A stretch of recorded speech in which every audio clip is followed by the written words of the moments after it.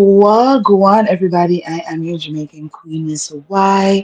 You are tuned into How I See It TV, and this is I have a question. Before we get into today's live, please remember to like the video, share the link to the channel if you feel like the content needs some more crowd. Subscribe if you have not done so yet. Follow me on Instagram and Twitter now called X at How I See It, and on TikTok I am How I See It TV. How has the afternoon been? How has y'all's Wednesday been? I didn't go to work today. So I'm here. I'm about to fold um some laundry while we talk. Now, have y'all seen other content creators? They got the receipts, child, and they posted about Marsau and the church and the church people, well, the pastor and the congregation literally clapping back at Marsau. And he's been quiet ever since. He hasn't said anything else since. I think they gathered him nicely in the name of Jesus. And they had every single right to do so. Now, it was very kind of the church to have allowed Black to use their vacant lot for as a parking space for their event, even though the event wasn't a Christian event, right? It wasn't a Christian event. It was very much a secular event. They were having, homecoming party or whatever at Black, and the church was like, "Cool, cool, cool. Y'all can use the vacant lot as for parking, and pay us a little coin. But all we ask that you do is clean up." And they couldn't do that. They couldn't do that, y'all. And it's the entitlement for me. It's the audacity. It's the unmitigated gall to feel like when people put up a boundary, when people say that we are not going to allow you to treat us a certain way, when people say that we are not going to allow you to use us, when people say we are not going to allow you to take disadvantage of us, then all of a sudden they become haters. Does that sound familiar to y'all? The church said, fine, we're going to help y'all this time. We're going to allow the use of our vacant lot. Use it as parking. We're not going to charge y'all the amount that we absolutely could charge for the use of this premises, but all we ask is for y'all to clean it up so that when we come here for church the next morning, we don't have to do it. And they did not abide by that request. Not only that, Marsau, in his video, he admitted that the events that they had last year, there were so many people parking, along the streets, parking in their neighbor's parking lot. What makes you so entitled, Marsau, that you feel like these people shouldn't complain?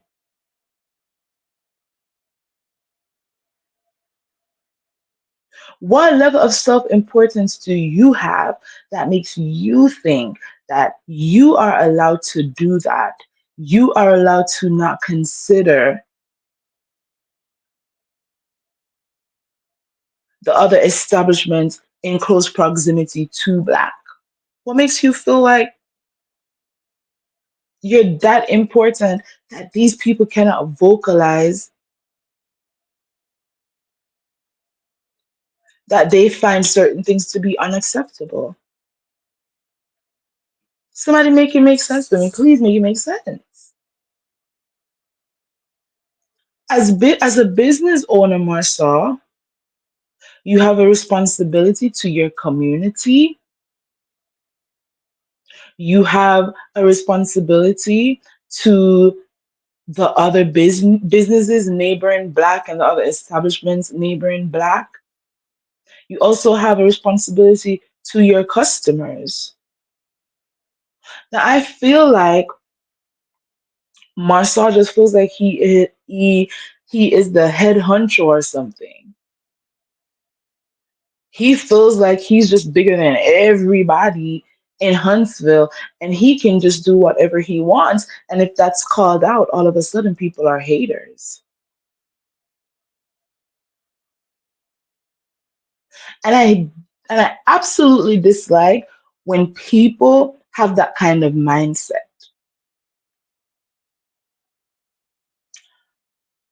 I Let me tell y'all a quick story. Hi, Miss Price. How are you? Let me read your comment. And I already said hi to Miss Linda. Miss Price says, here how I see it. TV, somewhere in his mind, someone made him feel he is important and above everyone else. The shutdown is going to be epic. Well, you know what? They're already being shut down, in my opinion. He's already complaining that he's going through so much with the city council. And the reason why he's going through so much with the city council is because the businesses that are neighboring black, they're making sure, how do I put it so that I'm not in like legal trouble? The businesses neighboring black, they are making sure that they hold Marsau and Tisha by extension accountable for not following certain rules and regulations that is put in place by the city. That's what's happening right now to them. It's accountability time, and it's so funny. It's so funny that they sit there and they're like, Melody never made to take accountability. But clearly, Marcel has never been made to take accountability for his behavior either, which is why he sits around feeling like he is above everybody else, and he's above being called out. And obviously, his brothers feel like Marcel is above being called out too. And as I was saying, I dislike people who, the minute you call them out for their bad behavior, you become a hater. I have a family member, y'all, that I have not had a relationship with for several years now because they did something similar to me, where I allowed them. I was working at the time in Jamaica. I've shared that before I moved to the US. I used to work with a very popular um, media personality in Jamaica.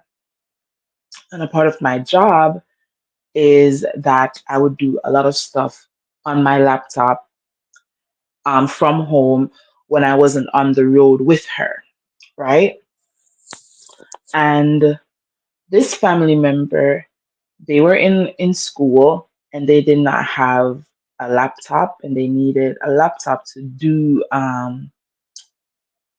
something at school. I don't remember what it was. I don't know if it was an exam or something. I don't know what it was, but they needed a laptop to bring with them to school. And so for one day, for a few hours, I allowed them to use my laptop. And the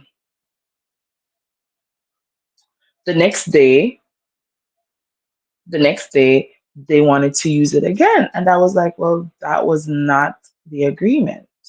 You know that I need this laptop for my job.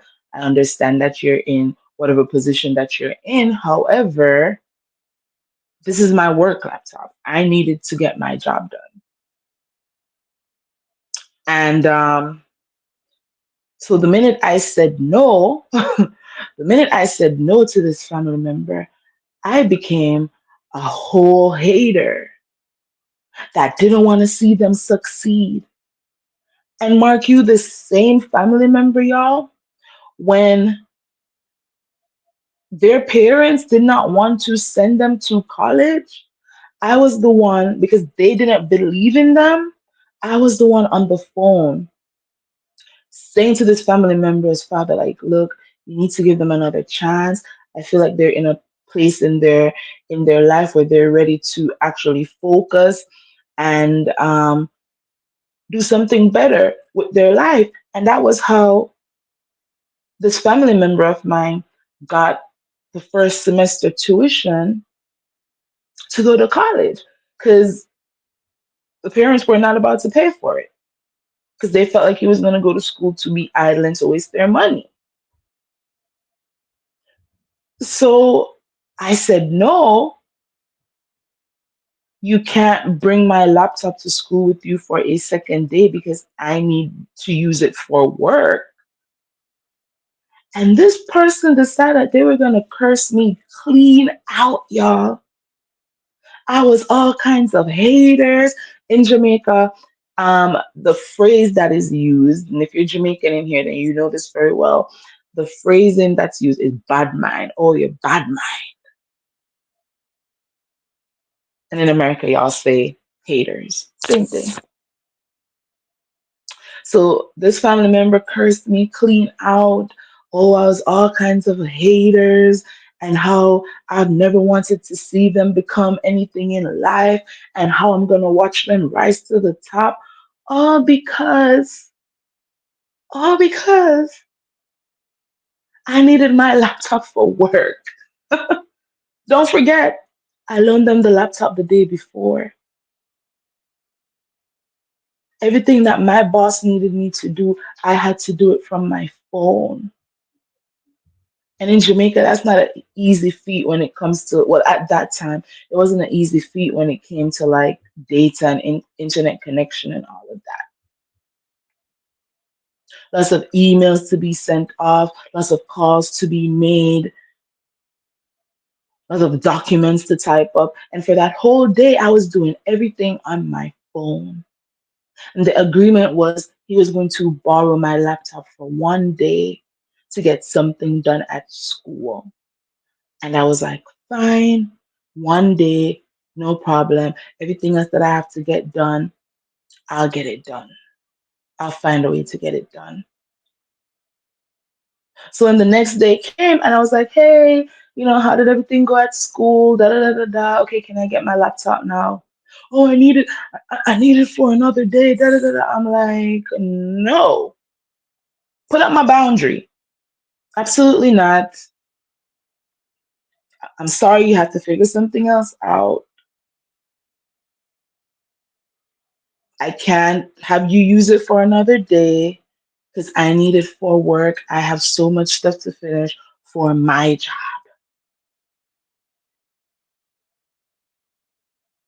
How am I a hater? Because this one time I'm saying no.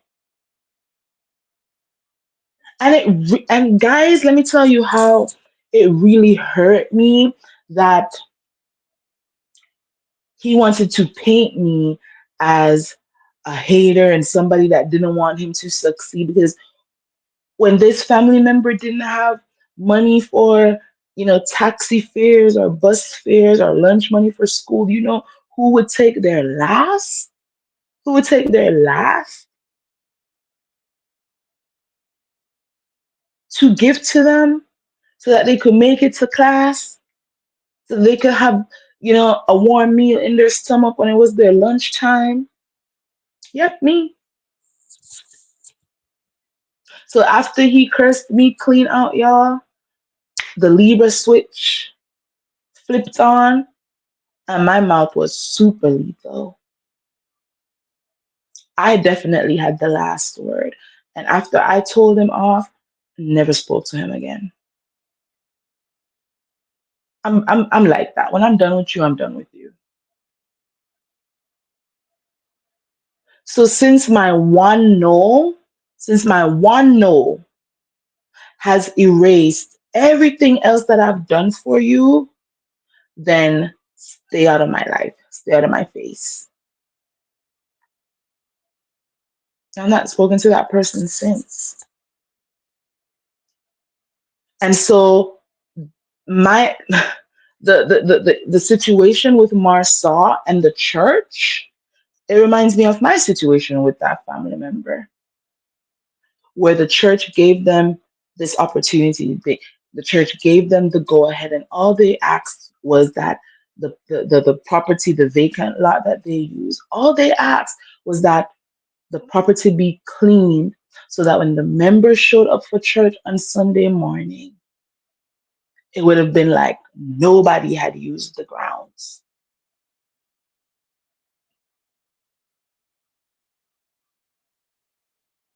And now, because the church has said our boundary is that you cannot use our parking lot for a second time. Our boundary is that when you're having these events, you can't have people parking in front of the church. Our boundary is that we can't be in church on a Sunday morning trying to lift up the name of Jesus, trying to listen to this holy word, and y'all are outside playing Uncle Luke's music.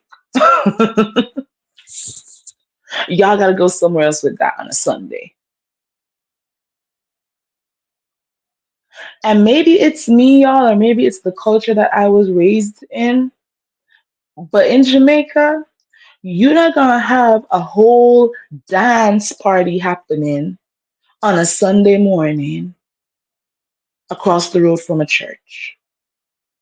It's just not gonna happen.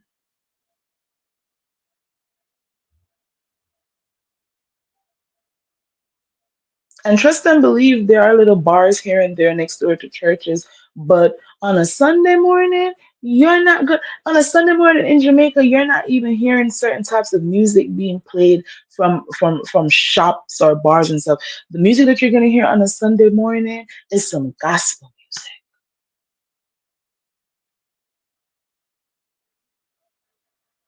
You wake up in somebody's house in Jamaica on a Sunday morning, you're gonna hear some Grace Trillers being played. Go check their music out. So good. You're gonna hear some Sanchez gospel music being played, or you're gonna hear some old American old school choir music. That's the vibe on a Sunday in Jamaica.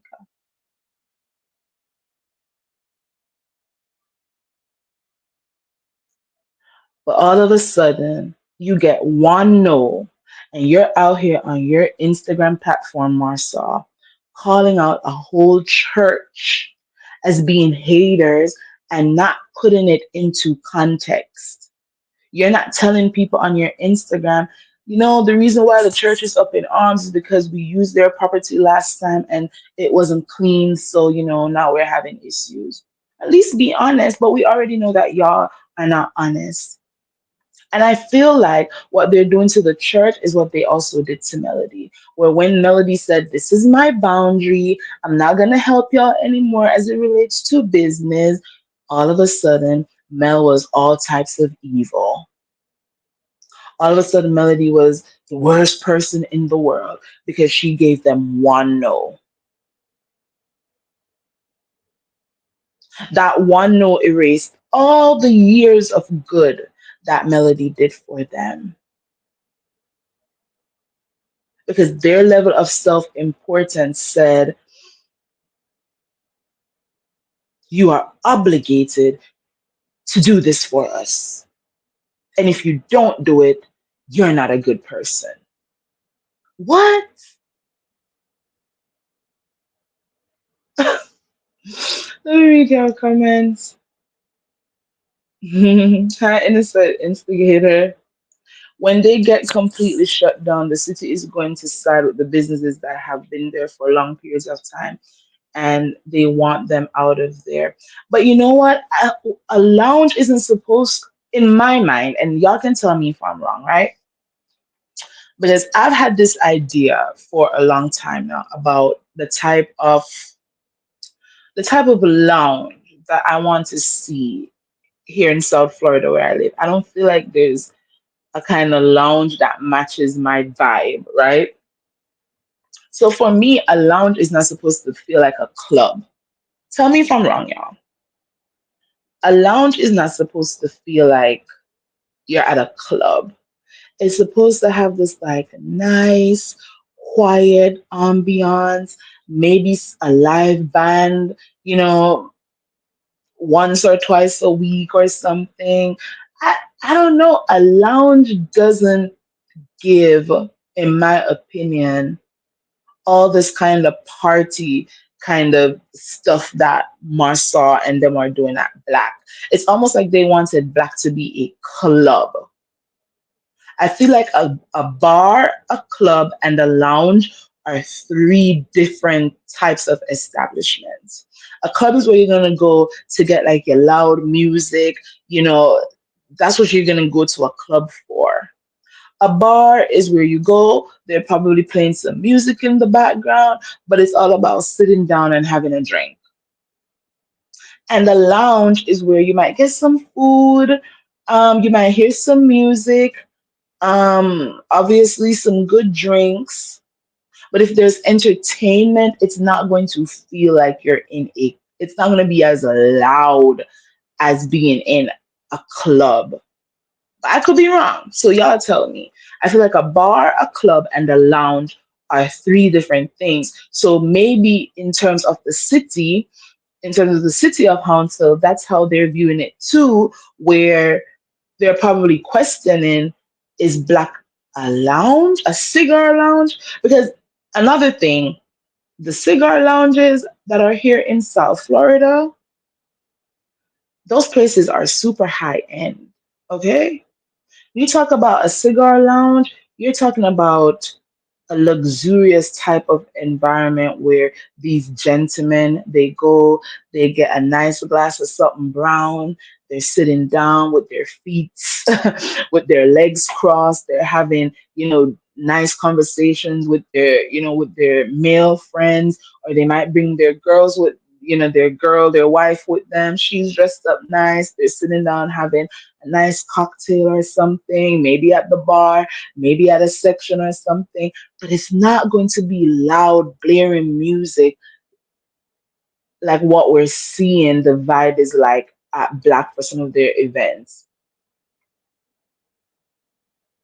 But again, I could be wrong. It probably is just my brain.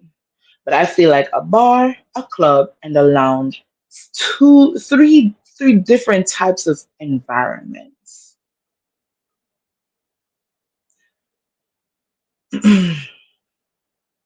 Hi, Nanny of the Maroons. It's always the people you help most that be turning on you when you say no one time. Absolutely.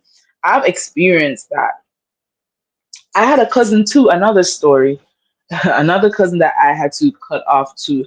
Haven't spoken to this guy since 2008. Okay, 2008 was the last time I had a conversation. This was somebody I grew up with. So I'm in college at the time. I'm doing my associates. And he calls and he asks me for money. Now, remember, y'all, I am a college student. I'm not working. My mom is in the US and they'll send me money, and that's how I have money. So he calls me and he's asking me for money. And I'm like, okay, just give me some time because I knew that my mom was about to send me money. So from what my mom was going to send me, I was going to take like $500 out of it and give to him. This was 2008.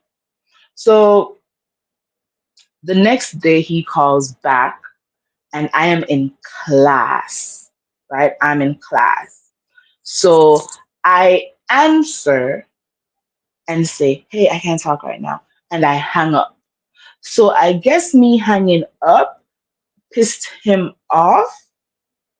He texted me the most disrespectful stuff.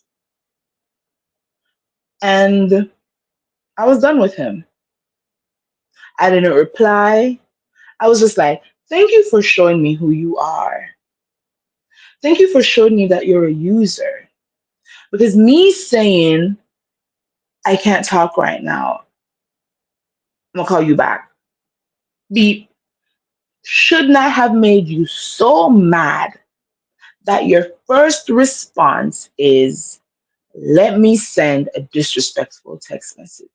Remember, he's older than me. That's one. Because 2008, I was like 18, thereabout. So now y'all know my age. But 2008, I was like 18. So he's younger than me, I think by 3, 4 years. So first of all, sir, you should be out here working and making your own money, not calling your 18-year-old cousin who's in college, dependent on her parents still for money, bothering her to give you money. And I would have willingly given him the money, and I was going to willingly give him the money, but he just felt like I was obligated to answer his call when he called me, and I was obligated to be on the phone with him while I'm in a lecture. And so the response to, I can't talk right now, I'm gonna call you back, was, uh, uh, I think it was 2 or 3 back to back disrespectful text messages. I think too, what probably also pissed him off was after I hung up, he tried calling him back and I didn't answer. But still, that's still no excuse because you're asking me for a favor. And I already told you I was going to do it. And I also explained to him when I was going to get the money. Because, as I said, he's my cousin. And so um, I don't even know how the lineage works. My grandmother, who I call my mom because she raised me since I was 8 months old, is his grandmother too. But because I always say mom, sometimes I'm like, how do I say the lineage? But anyways, so my mom, who's actually my grandmother, she was going to send me money. So I was like, mom, who would be his grandmother, um, is going to send money on XYZ date. And when I pick it up from Western Union, I'm gonna give you 500 out of it. So to call me the next day when I already told you when I was gonna get the money, and to be mad that I couldn't speak because I was in a class, and for your response to me not being able to answer your phone call, for your response to be, I'm mad at you and I'm going to respect you. Let me tell y'all, I have not spoken to him since then. I saw him at one family reunion. I said hi. Well, he said hi. I said hello, and then I kept it moving. And I kept it moving. I already told my mom what happened, so they understand. And I love my family that they understand me so well. So when they see that I'm not messing with somebody, nobody's in my ear like that's family, because I don't care. You disrespect me, I'm done with you because you just showed me perhaps how you feel about me behind my back. Because you know there are tons of people out here, child, who will be your best of friend in your face, but behind your back, regardless of how much good you do for them, all they do is talk badly about you. So that showed me in that moment. And so I was done. You ain't gonna get another chance to disrespect me. Boundary up, wall up, and it's gonna stay that way. Hey, all the tea in China. Hmm. Hi, Chronic. It's the first I'm seeing you. First time seeing you in my yard. Welcome, welcome, welcome to the yard. He built that little shack for his expectations of a place where he and his boys could have a place to drink and listen to music per Kimmy. So he can't blame the church for his small awareness. Exactly. I don't think y'all, if you go on Google and look at where black is, it's not big enough to be doing all of what Marsau is trying to do. It's not big enough for that. Inside of black, because Google's gonna show you everything, child. You don't even have to pull up to black to see for yourself. You go on Google and you click on some of the pictures, it's gonna show you. Inside of black is small AF. Inside of black is small. The parking where black is located is small. So absolutely chronic. If it's just a lounge where your boys can come and y'all can kick back and smoke some cigars, play some cards, listen to some music at a decent volume, get something to drink, get some small platters or whatever of some fries or maybe a burger to eat. That's cool. But a whole stage show type of event, 1, 2, 3 days in a row. You're talking about from Friday to the Saturday to the Sunday. That's a lot. That's a lot. And that's not what a cigar lounge gives. It doesn't give a black meat. That's not what a cigar lounge says to me when I hear the name. Hi, Sue Modest Couture. Or So Modest Couture. No worries, touch not my anointed. He is barking up the wrong tree. He is. Listen, in the black community, I feel like we've always had like a level of respect for clergy, and we've always had a level of respect for the church. Him not being able to show that respect for the church, that because based on what the pastor said, they rented him the parking lot for, well, the vacant lot for a little bit of money. The pastor said that the amount of money that they rented the lot for didn't even equal what Black was charging for their VIP section. Who knows what they were charging last year for the VIP section? So I can do my math.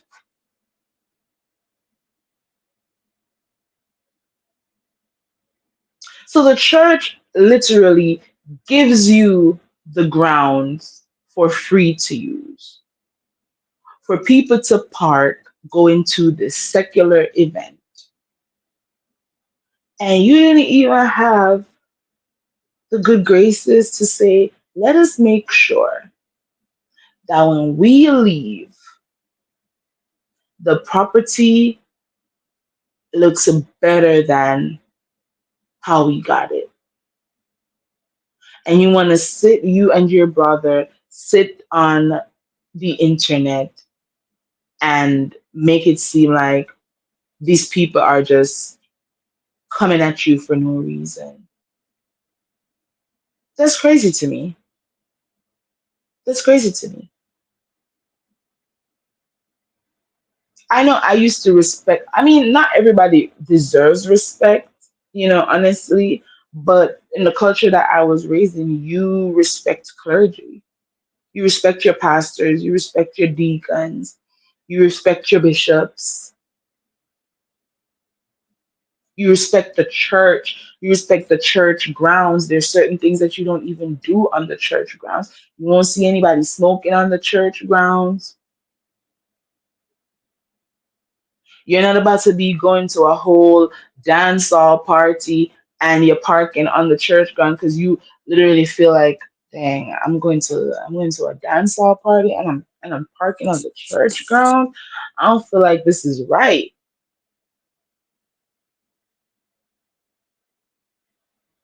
So to say, oh, the church is a hater, and you're calling the church out by name instead of just leaving it at that. I'm sure that everybody could guess the name of the church because there's only one church close to that. So to call the people out by name is almost like, Marsau, you were sending people to them. And then y'all say, oh, Melody, is telling the millimeters to activate. But what do you call what you did in that video? It was a dog whistle. You were sending the signal to your followers to go over there to the church's Instagram or other social media accounts to harass them, because the narrative that the people were about to run with is that the church is the one that's blocking black from doing business, when the truth is black isn't approaching business in the correct way. Black isn't being considerate to the other businesses that are their neighbors. And that is why they're having a problem.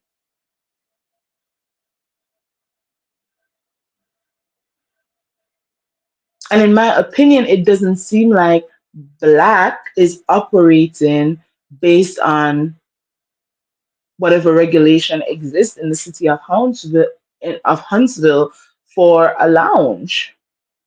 That's my opinion. Now I'm gonna find out, but I think that's one of the biggest problems, that they're supposed to be operating as a lounge, but it almost seems like they're trying to operate as a club, which I feel would require a different paperwork.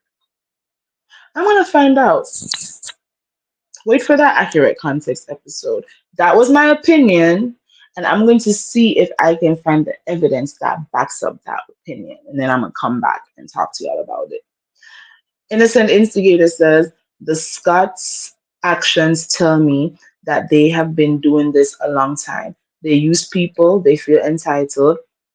And then absolutely you're right, Instigator. Then they're ungrateful the second the people them tell them no, and are disrespectful. I agree with you. Hey, it's Katie.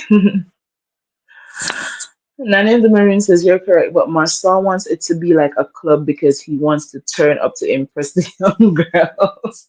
Now he's trying to impress the little college girls over there. So, Nani, you're saying you agree with me that a club, a bar, and a lounge are three different things. Okay, so I have one person agreeing with me so far. Miss Shuri says their ignorance and disrespect is exactly why they continue to lose. I mean, at everything they attempt to do, they hate they hate being right since they ain't been right since Melody snatched that 42 acres out of their lives. And when that 42, or was it 42 or 47, when those 40 plus acres was taken off the table, Marsau called the Van Holtz a thief. He said, y'all stole the land from us. And my question was, how did they steal the land from y'all if they were the ones that put up the money to buy the land? Y'all didn't put a red penny, not even a Jamaican $1 did y'all put towards the purchase of that land. So how then did the then Holt become thieves? Finding it and not saying I need a finder's fee does not make them thieves. You said, hey friend, there's a piece of if I say to one of y'all right now, if I say to y'all to one of y'all right now, let's go and build some houses in this city that needs, some tender love and care. And then I go out and I'm driving by and I see this beautiful piece of land. And I come back to y'all as a group and I say, hey, y'all, I just saw this beautiful piece of land up the road and it's going for cheap. I think we should buy it. And then we all sit around and we realize that half of us, we don't have the credit. The next half of us, we definitely don't have the funds. And then there's only one person in our group that can buy the land. And that person says, okay, well, I can afford it, so I'm going to buy it. And then the only conversation that followed the purchase of that piece of land is, okay, you are a builder. So what we're going to do as a group is you're going to help us build some houses on it. And you are a lawyer and you are a broker. So when the houses are built, we're going to interest you to sell. And none of that was put in writing. That was just us as a group keying and talking about life. And the group falls apart. And the person who paid for the land goes their way too. How does that make that person a thief? I really want to know. This is the gaslighting that takes place when it comes to love and marriage, Hunter. It literally makes you question your sanity. Like, am I crazy? Because I don't understand how that would make Melody and Martell at the time a thief. And then when the divorce was being finalized, Martell didn't really want, you know, didn't have the coins and didn't seem interested in wanting to do anything with the land. So Melody had it. How did that make them thieves? I'm trying to figure it out. Because sometimes when these people on the internet talk, I literally have to question my sanity. Like, what? That make no sense. They only like to hang outside in the parking lot all classes individuals. Listen, it's Tati. I was saying earlier, I don't know if you were in here, that the cigar lounges here in South Florida, and especially when you go like to like the rich areas like Boca and Park, Boca Raton, Parkland, or if you go like towards Miami side, Wynwood, those cigar lounges are some high class spots. Are some high class spots, okay? It's not going to be a bunch of people outside partying. And the really high end cigar lounges, those are called gentlemen's clubs. And the most party atmosphere you probably find in some of those is they might have a stripper pole. But even then, you walk up in there, the music is not going to be so loud that you can't even hear yourself talk. I'm just saying. So I don't think the vibe of Black matches what Marsau had in his mind. I don't think it matches it at all. Hey, Miss Sheila. Hi, Miss Cece. How are you? Um, what do we expect from him, really? They went on national TV and told the biggest lie ever, that me and my millimeter cousins were the reasons they were close. And that was a darn lie. Oh, I can't wait. This reunion, Melody said during the live, and let me play the clip. Let me play the clip during her TikTok live. Melody let us know that they're shooting the reunion next month. I love it. I love it. I'm glad y'all like the products. Huntsville, like Huntsville. Yeah, I just came cool out here for this. Not often. Last time I was here was March. But I'll be back here next month to film the reunion for my shows. I'll be back. Love and Marriage Huntsville on the Oprah Winfrey Network. Love and Marriage Huntsville. We gotta get it. Are you on that show? That's me. Yeah, that's my. Yeah, that's my. That's my. I presented that show. Yeah. We're gonna take a photo together. Oh, we taking. Okay. Oh, I gotta watch that. I gotta watch that. Okay. Yeah. Quick photo and then you Go binge watch it. No, but I didn't put it together. Beautiful, beautiful. We're gonna put this on our cake. Okay. Ready? All right. You gonna put it on the. Yeah.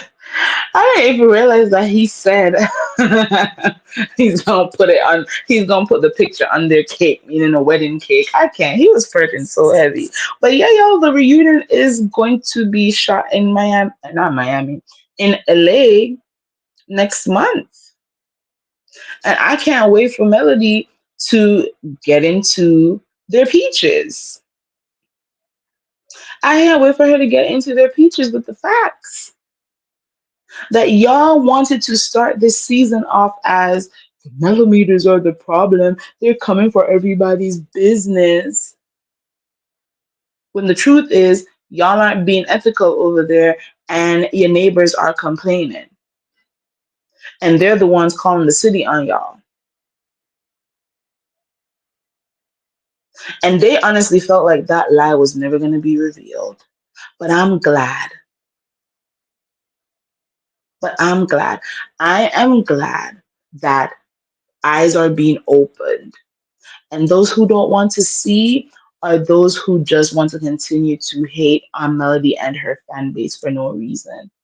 Because at this point, everybody from all sides of the fence should be saying it's wrong that they tried to paint Melody's fan base a certain way when the reality is they were having issues with the city of Huntsville and the other businesses neighboring Black. And those are the facts.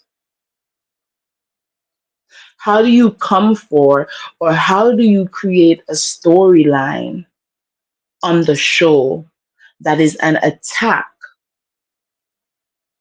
on the largest part of the show's fan base? That wasn't smart. And whoever told Carlos that that was the smart thing to do, like, listen, let's create a storyline that attacks Melody's fan base.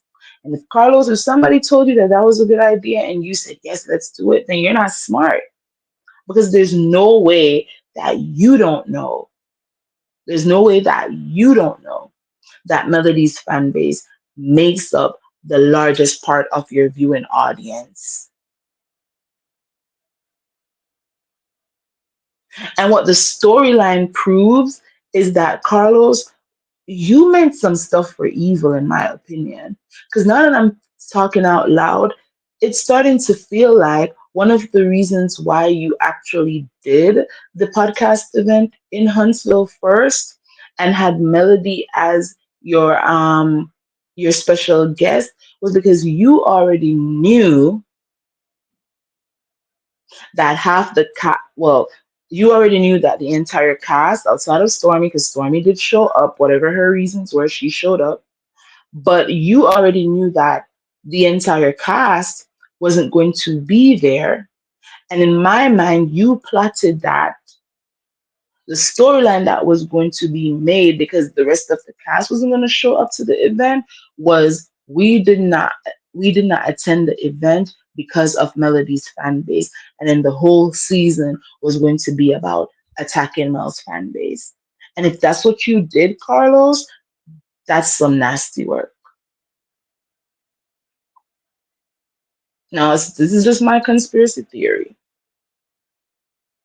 But if that's actually what you did, you sat down and you knew that these people were in contractual negotiations to be part of the season and that people were holding off on signing their contracts. And that is why they didn't go to the event. And you know this to be the facts. And instead of figuring out another way to explain why the cast wasn't present for that podcast event, you decided that the story that was going to be presented was that they didn't attend because they were scared of the millimeters. That's nasty work.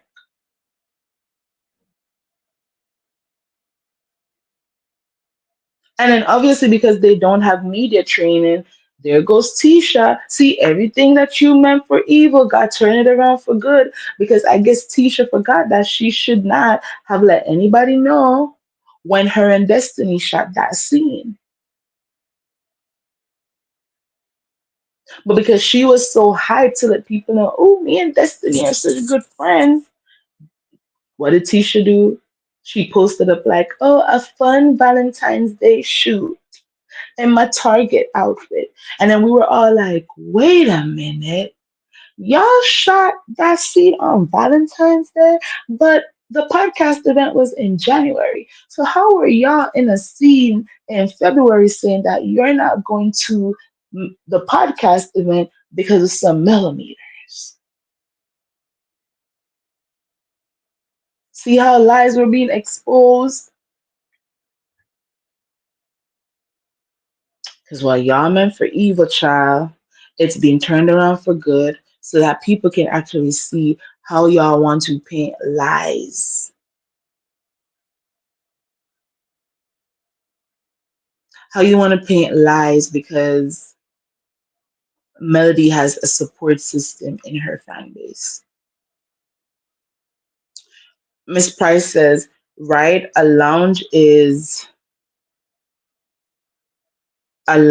more chill setting, not hard partying all the time. Exactly, that's what I thought too. You have to set boundaries very early in any relationship, my dear. I help a lot of people all the time, but you better come correct. I take respect very serious.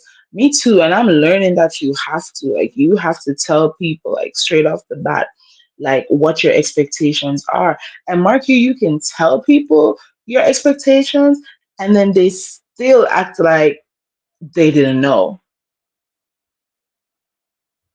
But then you know what? You can't feel bad when you have to distance yourself from them because you had already made it clear from the gate what your expectations were. I learned the hard way just recently that you can't give to everybody. Some people are in a season of famine because God is bringing them to their knees. You don't want to catch a stray interfering. You know me, Sheila, I saw a meme that says, you got to be careful that you aren't interceding, I guess, during somebody's karma. Like they have done so much, put so much negativity out there in the world, done so much evil out there in the world, and now they're being punished for it. And then here you come being Captain Saver 304. Because sometimes you're just so kind that you don't like to see people suffering, but that suffering was meant to happen because of the evil that they were out here doing. And I guess that's when your spirit of discernment actually has to kick in to make you understand that, yeah, as you said, you can't help everybody all the time, and some people have to be able to pull themselves up alone and not have you there doing it for them or helping them.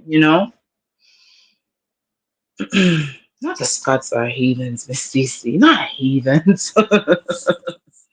It was supposed to be an upscale cigar bar, not a bar slash club. See, that's like four people now agreeing with me. It's good that the church defended their name. The Scotmen are nicer. And it was that lady pulling up in the comments like, sir, I know you're not talking because you're a whole scammer out here allegedly. And I know allegedly people who you have scammed. That was the kicker for me. Because them church people said, don't get it twisted. Even Jesus was up in that temple knocking ish over and telling people to get out. Okay, we can get with it too. We can get with it too. Denise says, when I saw that title, I had to click on it expeditiously. I mean, he is running from the preacher man, and that's a song, guys. I don't know if y'all probably don't know it. What's his name? George Banton. He's a gospel artist, and he has this song called "Running from the Preacher Man," and a part of it was like, if you tarry, you'll be sorry in the end, and it's basically about people who they they run from the word of God. They run from the word of God. So, Marsau, you shouldn't have been out here bringing the church's name into the folly that you got going on. Those people could have blasted you from last year. They could have been blasting y'all from last year, but they gave you grace because you know what? They're Christians. They are people of God. You messed up their property, and they weren't out here bashing you for it. They forgave you, they gave you grace, but all they said was, "Yeah, you can't use our property ever again." And instead of just saying, "Fine, we understand," you decided that you were going to go on your public platform to blast them and essentially send people over there to harass them. But the church says, "In the name of Jesus, get thee behind me, Satan. You are not about to do that because we're going to come with the facts.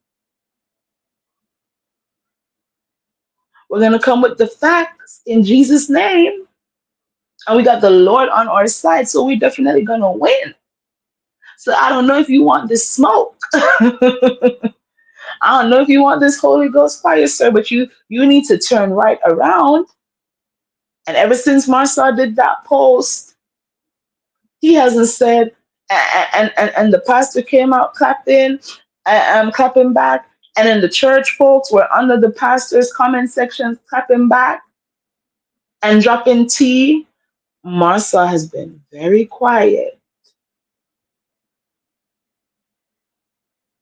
They've been very quiet. Now remember, Carlos was on his messy Mondays trying to say that, oh, the businesses that are neighboring black, they're just hating on a black business owner. I think Carlos should retract that statement because it seems like it's definitely more than just that. I don't think it was hate at all. It was people holding Tisha and Marsau accountable for their behaviors as business people, and rightfully so. And rightfully so. That's probably why they didn't mind at first until they found out they get off. Because listen, even the preacher was probably, thinking, okay, a cigar, a cigar lounge or whatever. Okay, I can go over there and smoke a Cuban and drink some scotch or whatever. Okay, that's cool. But then they found out that, oh, y'all wanted to bring some ratchetry over here. Not on our watch. Did she say she hasn't filmed since March? Oh, no, no, no, no. She said that she hasn't been to LA.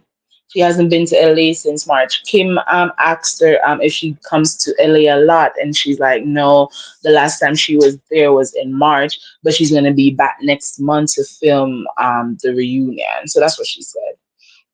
Carlos is slow, that's why he's just so good with the others. You know what I think too, yeah? I think that one of Carlos's problems is that two of his classmates has surpassed him financially and in terms of influence as well. Like he tries to portray this persona of he's just the king of reality and everybody looks to him for all the answers when it comes to reality TV. But I think in terms of like network net worth, I think Melody has surpassed him. And I think that's his biggest problem. Because I feel like even though on the outside, looking in, Stormy seems to be, doing it big, making all this money. I think with all those, lawsuits and default judgments and stuff. I think everybody has an understanding that she probably not, you know, rolling in cash in that way. It's just optics. And I always tell people in business, y'all can research if y'all want to. In business, your gross profit different from your net profits. Okay. Your gross profit is different from your net profit. Watch some Shark Tank. Shark Tank will put y'all up on game. There are businesses walking into Shark Tank, pitching to these billionaires, talking about last year the company made 5 million. And then when the sharks get all excited and they're like, whoa, 5 million, I want to be part of this deal. I want to be part of this deal. Only to find out when they're like, okay, so you made 5 million in gross profit. What was your net profit? And then the company's like, oh, we didn't make a profit. Wait, what? what?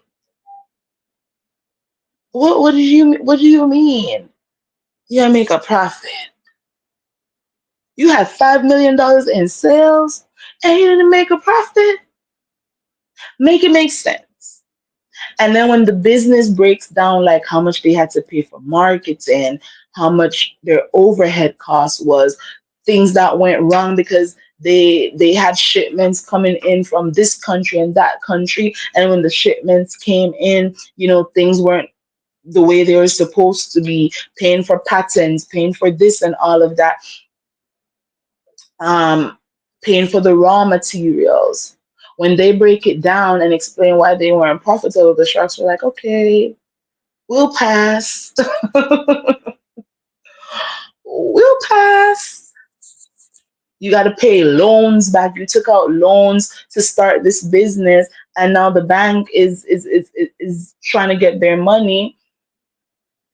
So majority of your earnings is going towards all these overhead costs and all these debts that you have on the company. So 5 million on the outside looking in, you're like, whoa, your company's a $5 million company. But when you do the books, when you go through the books, when you actually go through the books, you realize that the books aren't clean and the company actually isn't making any money. And this isn't a read to anyone in particular, it's just the facts of business. That there are companies out here saying they are $1 million companies, but essentially they're not profitable. So I think one of Carlos King's problem is that Melody has surpassed him in terms of her net worth. And for the life of him, his ego can't allow him to be happy that somebody on his cast is doing all these great things out here. That's how I feel. I could be wrong. I always like to say I could be wrong. But that's the vibe I get from Carlos. Like he doesn't like seeing Melody in this winning season that she's in. Carlos would have loved if Melody would have stayed with Martell and would have continued to give them this storyline that Rashida over there on Love and Hip Hop keeps giving Mona Scott every single year. T Baby says, if Marsau only had business savvy friend to get advice from, if only he had someone to help with his construction business. Oh well, glad they sided with Martell. They had that friend, but they felt like Martell was the brains. They felt like Martell had the pull until they realized after that divorce that, wait a minute, you were just out here lying to us, huh? You acted like you had all these connections, and you acted like you had your whole body into rooms with people that had influence when the whole time it was Melody. All these connections were Melodies. And now we can't go back over to Melody's side because we already burnt that bridge. So now all we can do is, hey, that's the problem that they're having right now.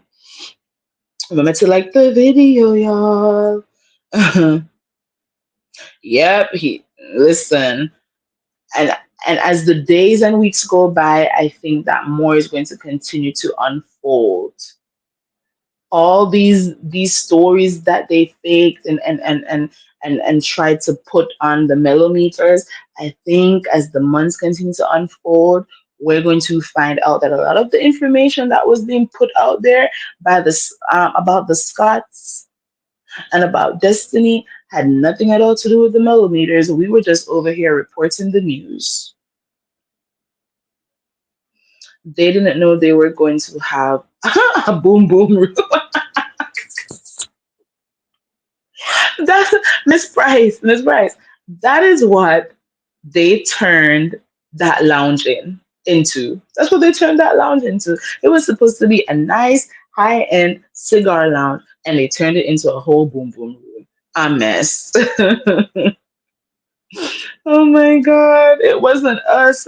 And it wasn't just the church. I think it's everybody, all the businesses that surround the black that were being impacted by all these cars up and down their streets, all these people on their property. I think it's all of them complaining. And instead of trying to do better and going back to the core of what the cigar lounge was supposed to be, and then trying to probably purchase or release another space where they can do the things that they want to do, they're out here making it seem like these people don't have a right to complain. And I can't get behind that. If you're doing something wrong, acknowledge that you did something wrong. Take accountability.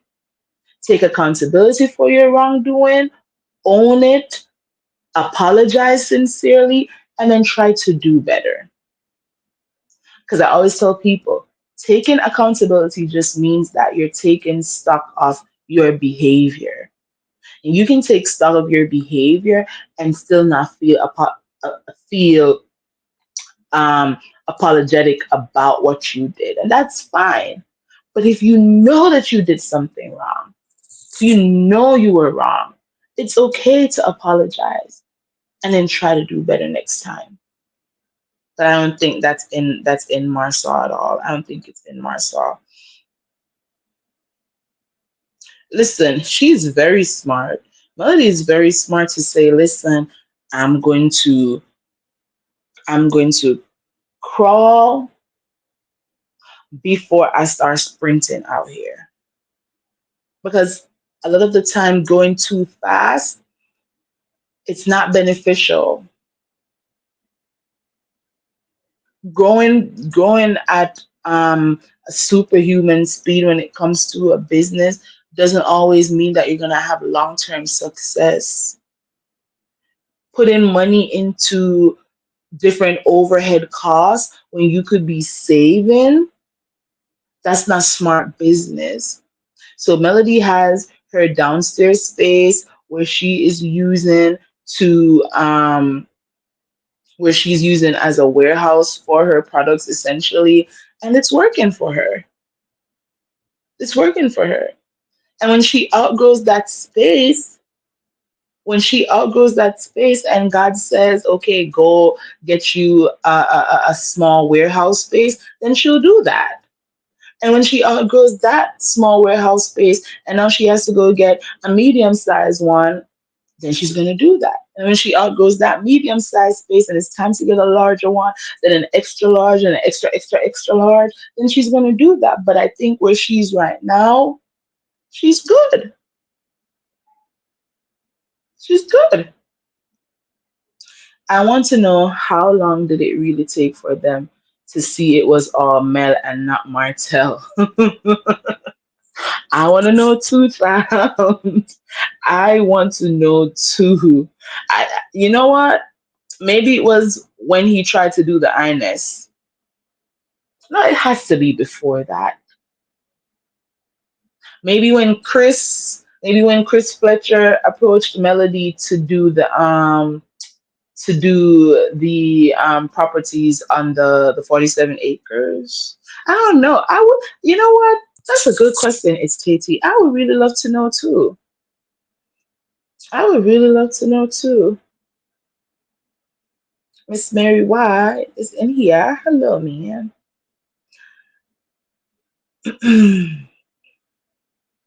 It is a tax write off. Smart business. But how do you move into their area and then try and take it over and do what you want? Those people most likely have been there for years. Yeah, that church has been there for a minute. And from what I saw on their Facebook, that church is a huge church, y'all. It's a huge church inside. The Scots seem to be a bunch of lazy men. Or allegedly scamming people out of their hard-earned money to fund their lifestyle. Listen, that church lady, she pulled up to the comment section and said to what's his name, Micah, whatever his name is, that M. Scott brother.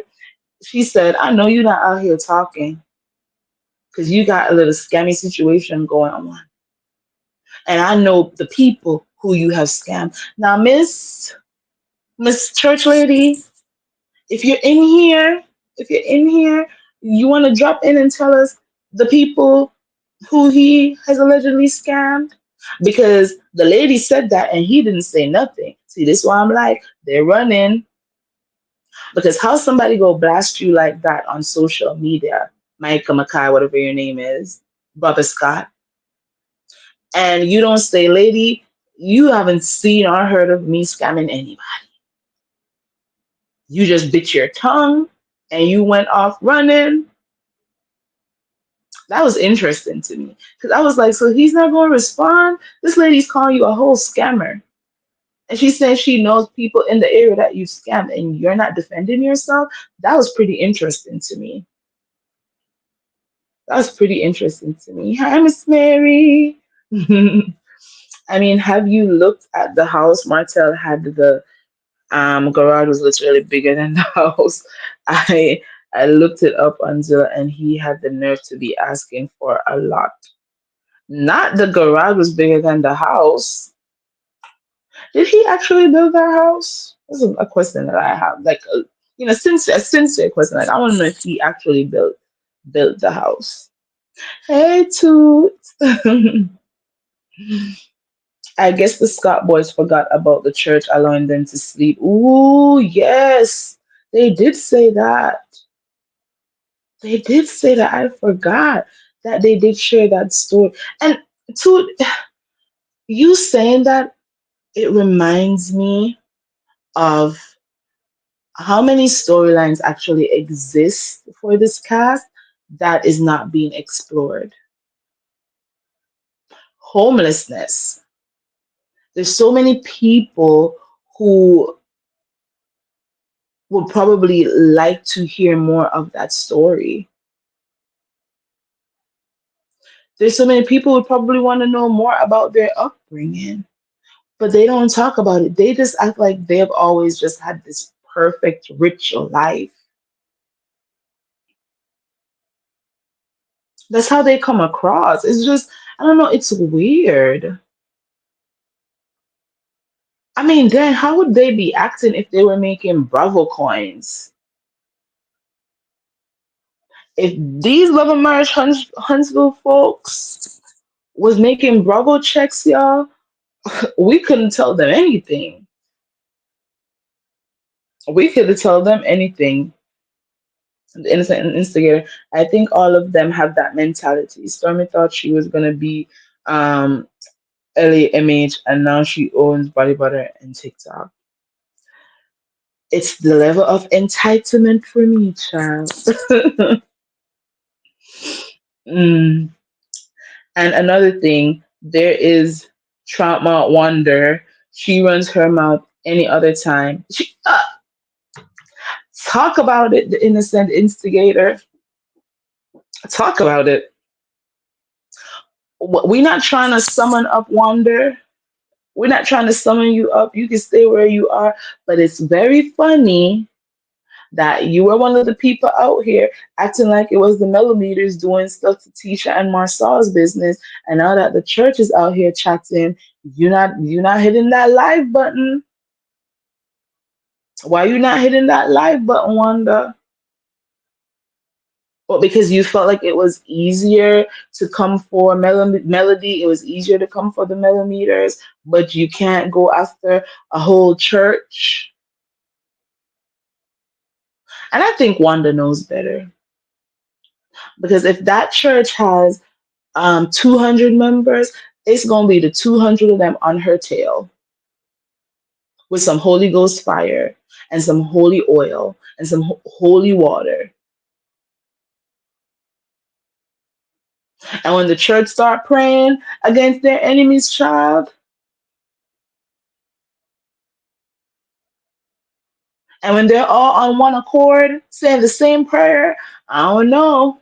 I don't know if Wanda wants that kind of smoke, so she might actually stay quiet on this. She might actually stay quiet on this. Mel is making Mel is making millions working from her luxurious basement. They better get on board and start selling from their basements and garage too if they want to get on her level. And all of them are in a position where they could be making real money, but they're not maximizing their presence on this reality TV show. It's sad. You're on Oprah Winfrey Network. You're on a network that has Oprah Winfrey in the name. And you're not capitalizing on that? Child, I would go into every bank. I would be starting businesses, going to every bank like, yeah, I'm affiliated with the Oprah Winfrey Network. Yeah, I'm on TV. You gonna get your money back. But you know what? Probably that's what they've been doing. Probably that's what they've been doing. And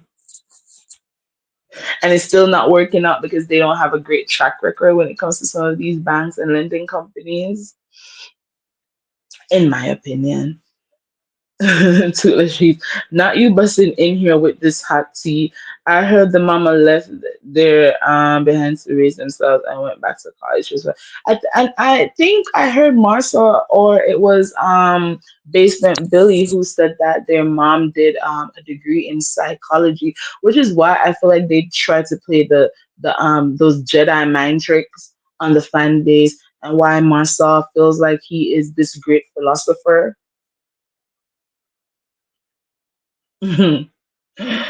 Oh, did he? Oh, interesting. So these people, they do have a story and they have personal stories, but they don't want to talk about it. Why are they so afraid to talk about their personal stories? Like everybody has a past. Talk about your past. Spray your own tea so that nobody else has to spray you with it. There's so many people who could relate to that story of their dad, their dad leaving, being raised by a single mother. And I think probably that's why Marcel he just despised the idea of a single mother situation. Remember he was on the reunion telling Tisha about if they get a divorce, she's essentially going to be a Rogers. Remember he said something like that. I think he has a level of childhood trauma associated to having to watch his mom be a single parent. There are people who don't like Jeannie Mai. Jeannie Mai at one point in time, she never wanted to have kids because she grew up poor and she didn't want to bring a child into the world and have them end up, having to be in poverty like she did. I think in her mind, it's easier to take care of herself. And if she ended up on hard times, it's easier to, have to take care of herself rather than to be taking care of herself and a child. And I think that's okay.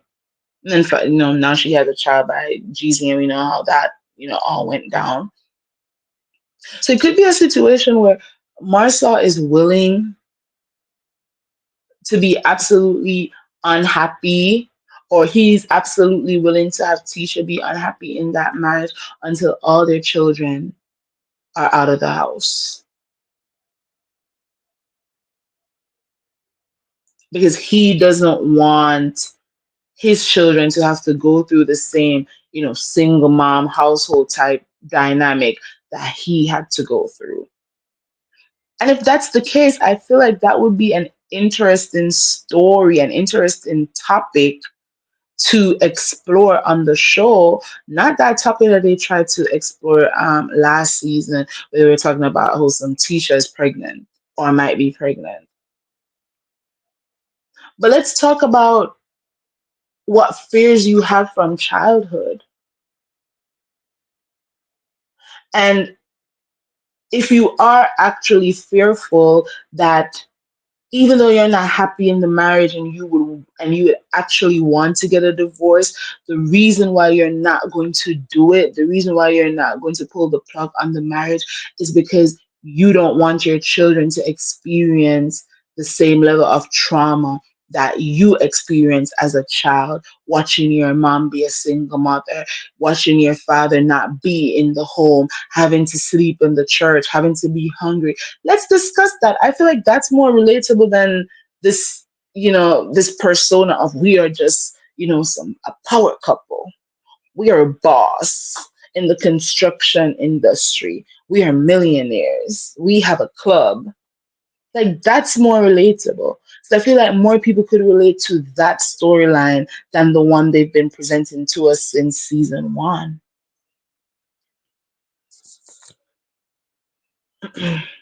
They can't even run that small piece of a bar. They don't know how to run a business. You know what I'm interested in knowing too? It's Tati, now that you said that. I want to know who are the members of the Lux Hospitality Group. Because the Lux Hospitality Group is different from Black.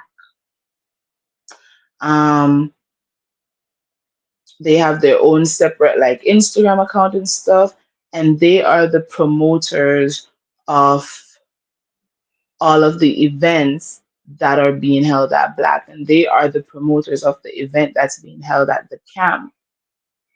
So is it that the Lux Hospitality Group, is it Marcel, his brothers, and maybe some of their college friends, or is it just the college friends? And like, I'm interested in knowing that. That intrigues me for content creation purposes, of course.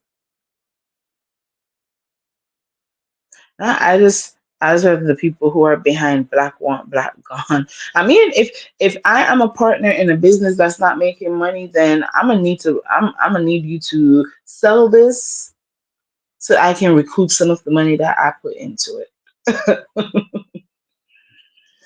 Oh my God, we don't care now. I would not support a business they came up with now. I've seen their true colors, not impressed at all. I think Tisha needs to get from under Marsau. She needs to leave Scout alone, branch off, do her own thing, put her master's degree in commercial real estate development to use. Start doing some consultations, Tisha. You don't have to be out here building the houses. You don't have to be out here building the property. There's so much money in project management, Tisha. Go ask LeBerick. Or maybe you won't because you're close with Destiny. But go ask LeBerick. There's so much money in project management, girl. And you have the degree where you can literally go into that industry and make a killing. I didn't even know that LeBerick had an MBA. I didn't know he had a master's in business administration. That was interesting to me. But his background is in project management and also business financial analysis. Like Destiny, listen, I always say, Destiny, that if your truth is that there was a level of abuse in that marriage, then I don't have to like you to stand with you if that's what happened. But let's say if that's not let's say that's not what went down in that relationship. and you were just out here not in love with this man because he isn't Moses. And Destiny says that Leberick is kind of like Martell. And I asked the question yesterday, if Leberick is and Martell are the same people, how can you continue to be friends with Martell? Like outside of whatever issues you have with Melody, you should want to be far, far away from anybody who reminds you of Leberick, right? But I digress. But that man has an MBA, he has a background in project management, and he also has a background in um, business financial analytics. Was he not trying to help Destiny when they were together to not have a launches of Madani?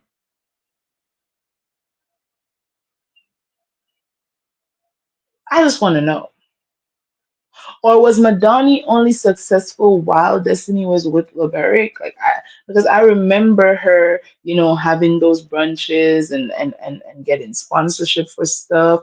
I remember, she sponsored one of Melody's mimosas with Melody while she was with Leberick. So I'm trying to figure like, was it a successful business while her and Leberick were together and they were on good terms? Or did it or was it like at the tail end of when she was going through a divorce that Madani became the mess of a company that it became? These questions in are like questions that for content creation purposes, I've jotted down. Stormy did a live. She's now partnering with Venmo, Savannah James. Who are these? I don't even know who these people are. Um, Venmo, is that the what you call it, the cash, like the cash app type of app? And who's Savannah James? As in LeBron James's wife? Ooh, that's interesting. Tell me if it's Savannah James as in LeBron James's wife. I want to know. Ooh, and where did you get that info from? Tell me that too. Marsau would rather Tisha stay at home dependent on him. True. He said that her degrees were for fun. And clearly they were for fun because she not using them, in my opinion. Um, remember, Unc spilled the beans and said Tisha, as always, worked. She was working at the cable company. Somebody said that this morning too, and I was like, dang, I didn't know that Tisha was working at the cable company. I also heard she worked at the bank at one point in time. Oh, did she? No wonder they was sharing me. Jesus. And he was actually working at the cinema too. Right? She had a whole paycheck. Where did she get a whole paycheck? That probably was the case. She thought that he was gonna fund Madani, and then the marriage didn't work out. But too, now that I know, that this man, he was working for he was a project manager at Boeing. That's his background, project management, all these certifications that he has a bachelor's degree, an MBA. I don't know how she was the breadwinner, the primary breadwinner. Definitely not with them own checks or those Kingdom Rain checks. And he also owned, first he owned his food truck and now he owns a restaurant. Like, how was she the breadwinner? Not she was another Martell trying to pretend like she was actually the one out here doing doing the goddamn thing when that was never the case. I want to know how she came up with that narrative that she was the breadwinner. Because one certification in project management, y'all, you can be making a cute coin. So I don't know. And then Destiny's therapist, well, not therapist, her life coach, want to say, all they can say is that you lied, but they can't point out what you lied about. Case in point, How was she the breadwinner while she was with LeBeric? Like the people want to know. I know she can't answer that now, but that right there is a good question. Poor Tisha, so many degrees and still not smart enough to put them to work. She needs to get a degree on how to use her degrees. Child, do they have a degree for that? Because she might need it. I'm telling Tisha right now, and this is in good faith, Tisha. Start thinking about doing some consultations. There are several companies that are probably right now thinking Huntsville is the place to be in terms of building properties. Go down to the Chamber of Commerce. Maybe y'all don't have a great relationship right now with the city council, but go down to the Chamber of Commerce. Ask them what are the companies right now that are looking into building in Huntsville. Call up those companies and say, "Hi, my name is Letitia Scott, and I have a bachelor's and a master's degree in real estate and commercial real estate development. I have expertise in construction, and I would like to work as a consultant on whatever property y'all are thinking of building down here in Huntsville."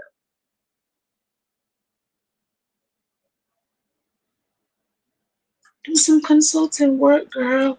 You got the degrees for it. Get into project management.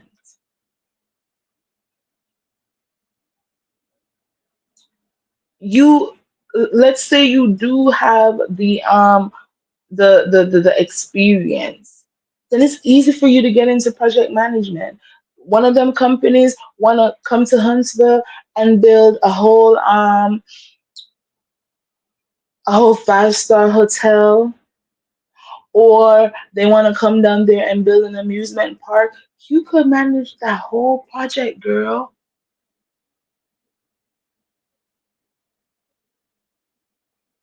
Put your degrees to use, Tisha. Turn school into a property development consultant agency. I keep giving these people ideas.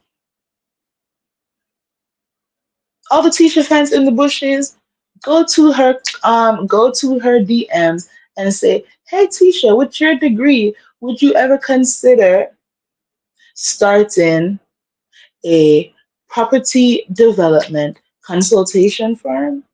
Put that idea in her head. Tell her to go research it. Tell her there are millions that she could be making in that industry right now with her degrees.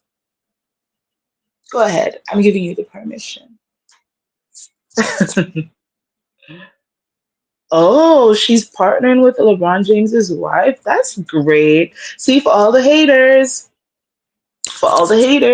I just gave Stormy her props. Like, if this is true and she's partnering with LeBron James's wife, that's great.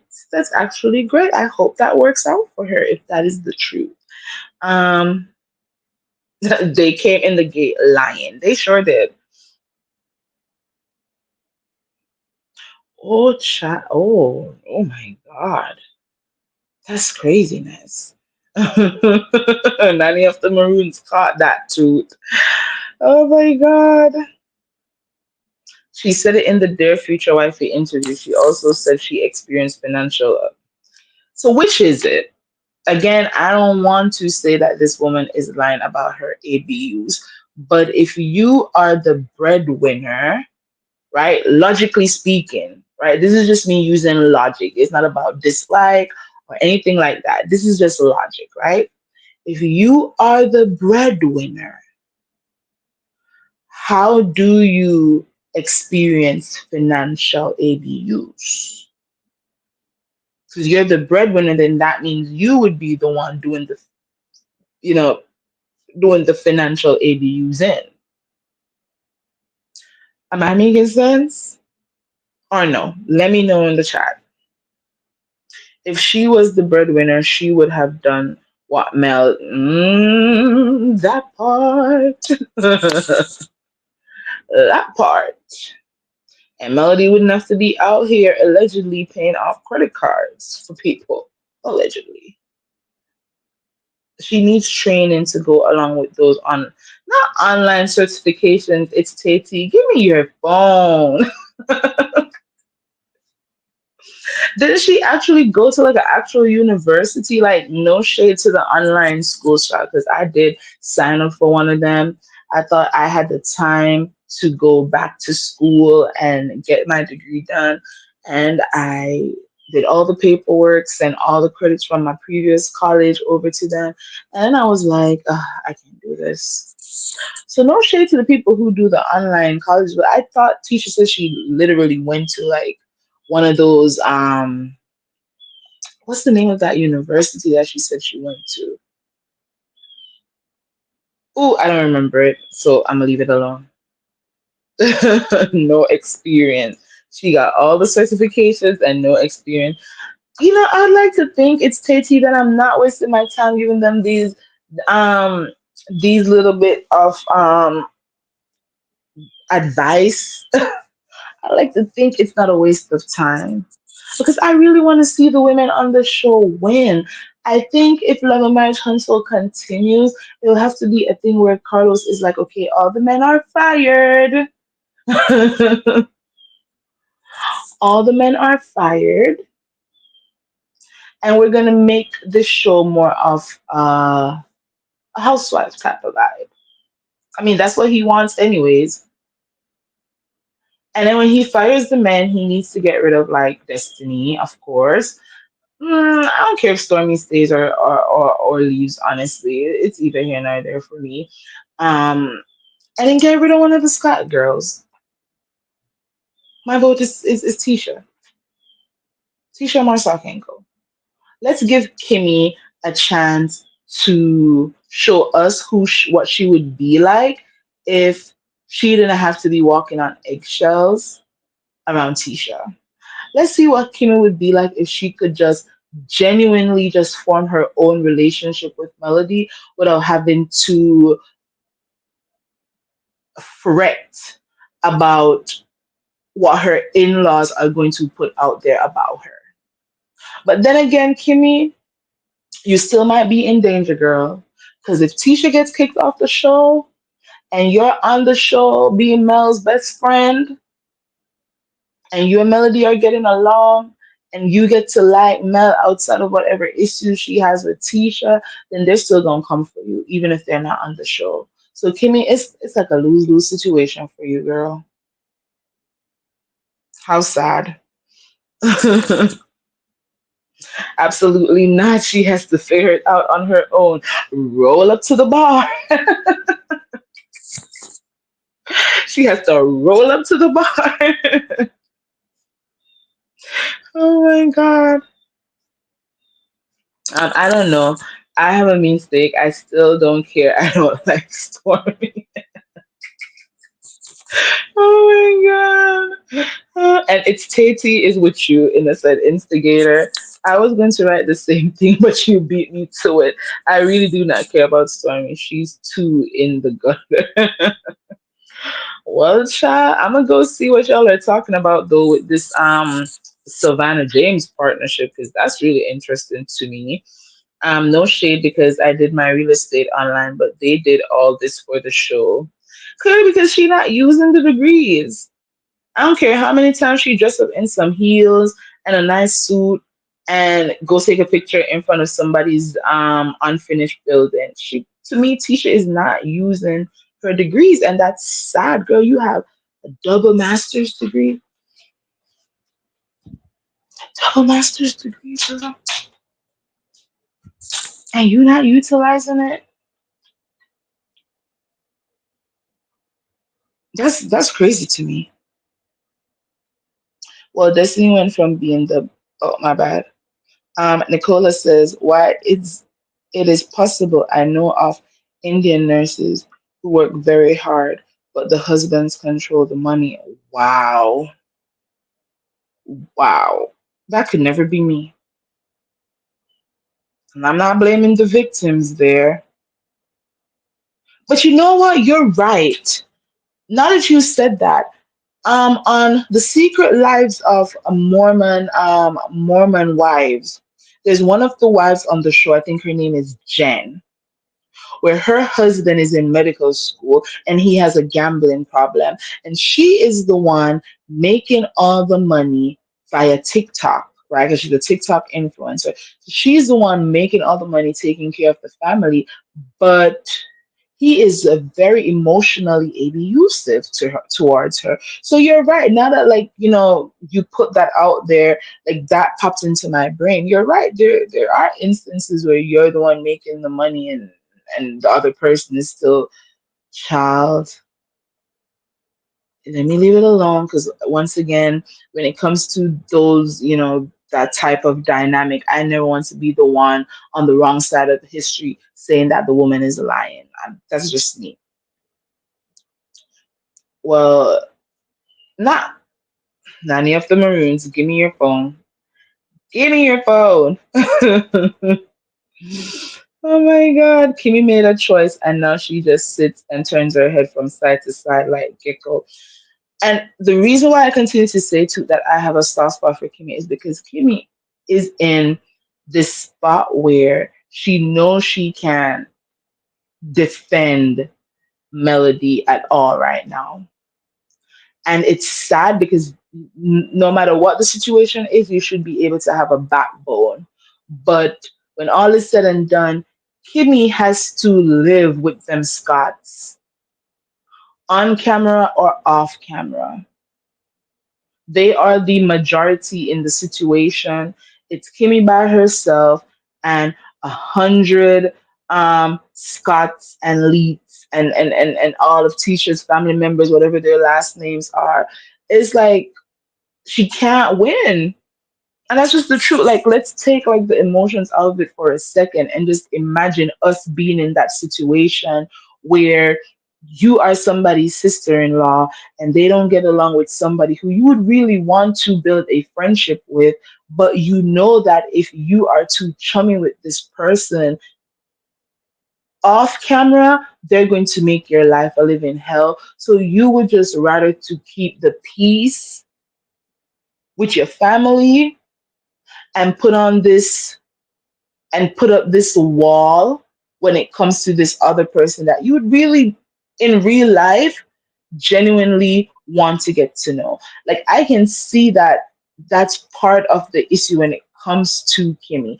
I think season two, when they came back, hitting at her hard, trying to use Kiowa to come for her, I think she realized that she's on an island by herself and Maurice isn't going to do anything to help her clearly.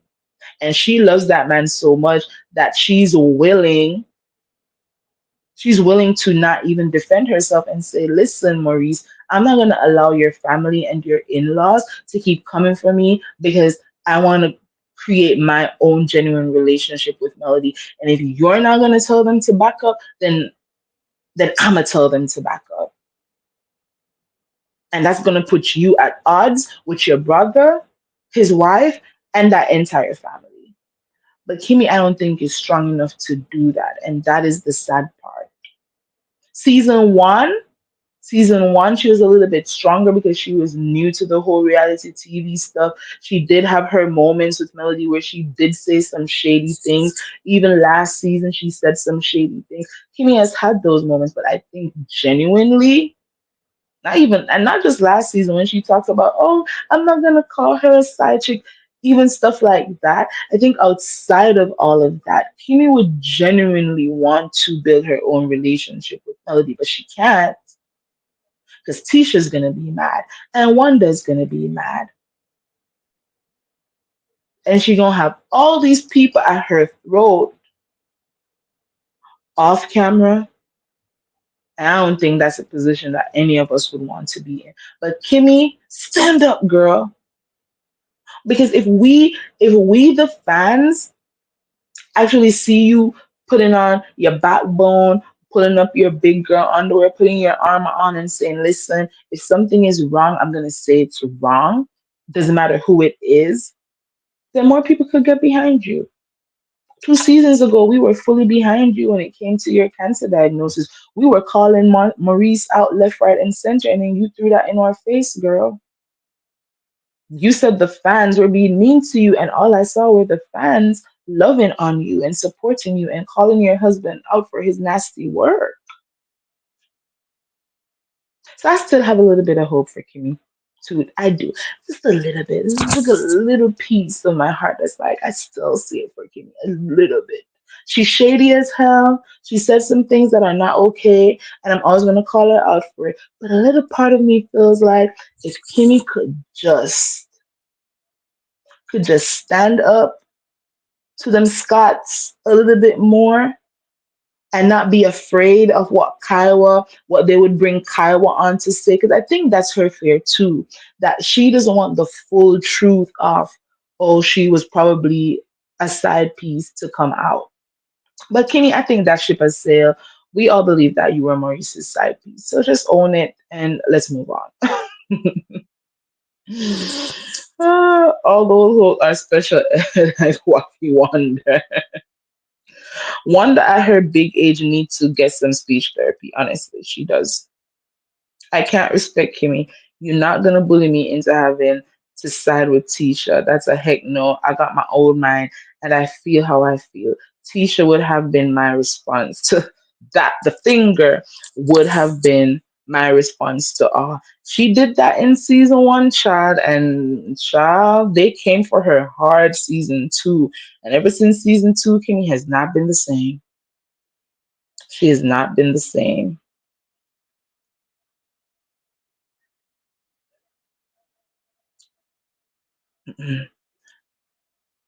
Bob says, goes to show you the Scots has no home training. Carlos was hired in Bravo. Enough said about it. The stormy the Mississippi. Ooh, Babs, you came in hard. You came in hard and strong right there. Welcome to the yard, though. Carlos claims that he quit. He quit Bravo. He was just ready to go do his own thing. But I mean, the way the timeline is set up, I don't know if that's true. I feel like he was fired too, in my opinion. Not only is Kimmy older, but she was more established, and she let that tired AP rule her common sense. Yes, Kimmy is so in love, child. She's out here just. She thought she found a prize in Maurice. I don't know how. I don't know how.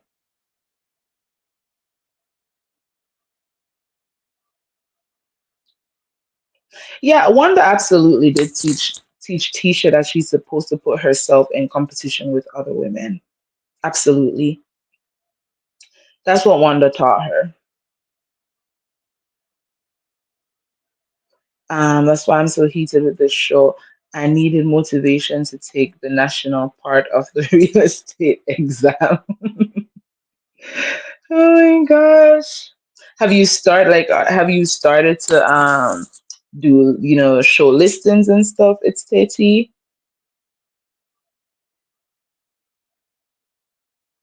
Listen, Nicola, listen. If there's one thing about a Jamaican, we gonna have some ideas about how to make some money, okay? And when it comes to our money, that give me my money, okay? That might as well have been our trend that we started, child. Oh my god. Mhm.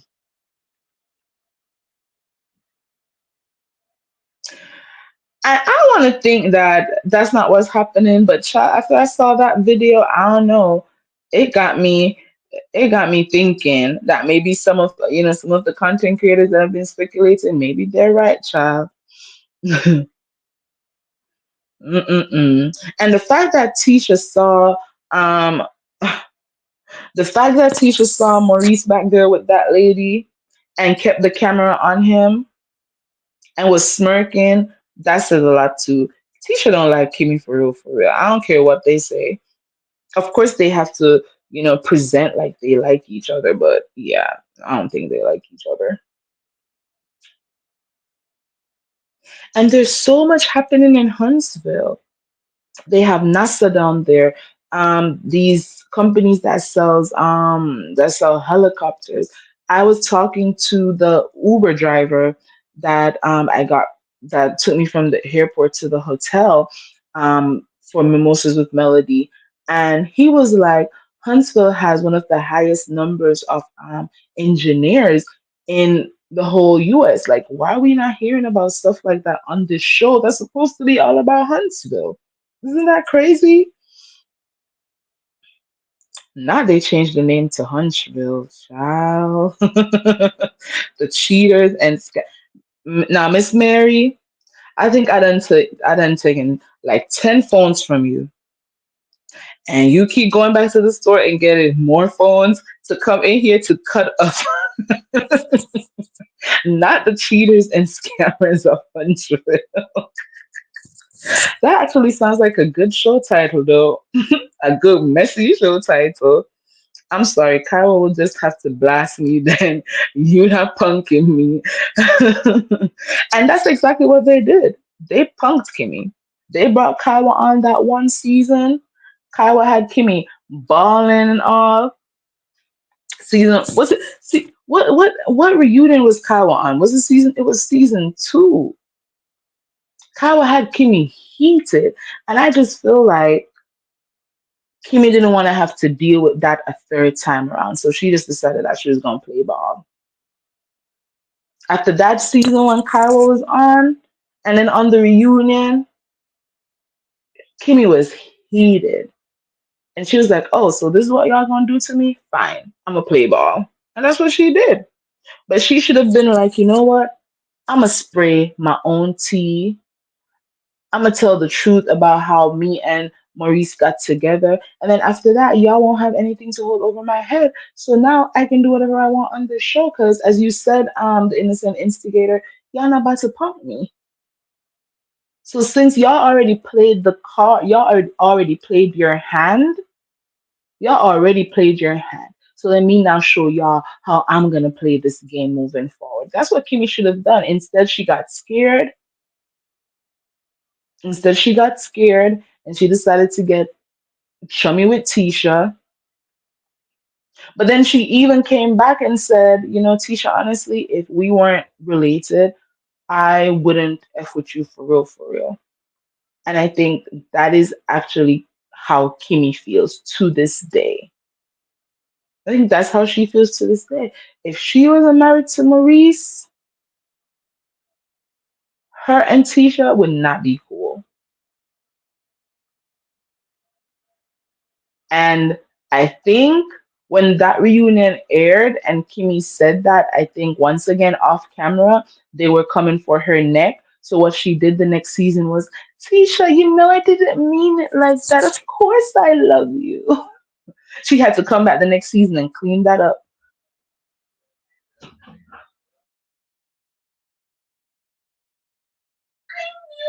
What you want? The charger? What happened?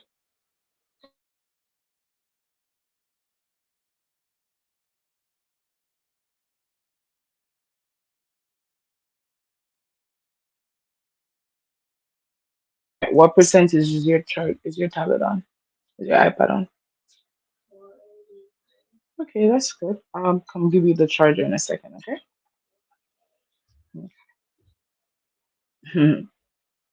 Carl Lucifer is lying. He was fired after.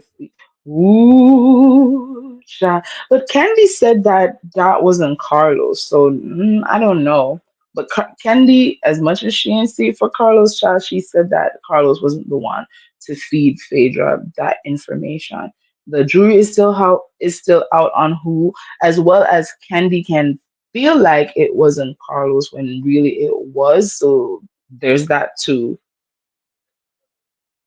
Oh, you never took the exam. You should. You should.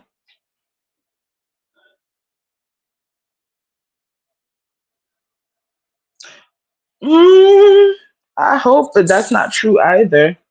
Not after she worked so hard. Not after she, I mean, her son is whose name should be on that. So I hope she did not. Yeah.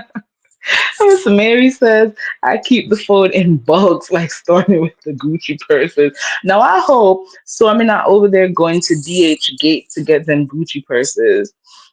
Because I don't know, the regular person don't know the difference between a DH Gate Gucci purse and a real Gucci purse.